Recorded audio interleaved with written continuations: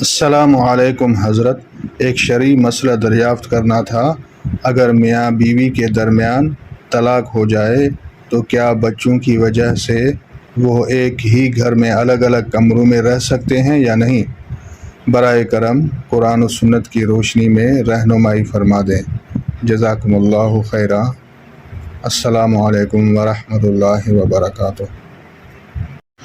جی ہاں، شوہر بیوی کو طلاق دے تو بیوی عدت کے دوران جب تک عدت ہے اسی گھر میں رہے گا، شوہر والے گھر میں۔ 2 کمرے ہیں تو ایک کمرے میں وہ بیوی رہے، عدت گزارے، اس کے بعد پھر میں کے جائے۔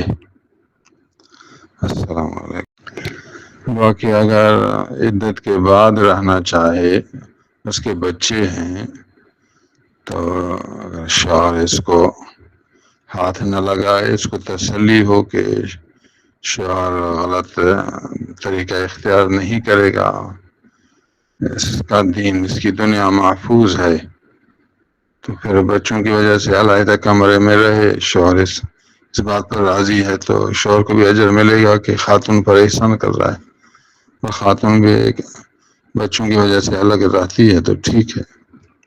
بہرحال پردہ اور اپنی حفاظت کو ضروری سمجھے۔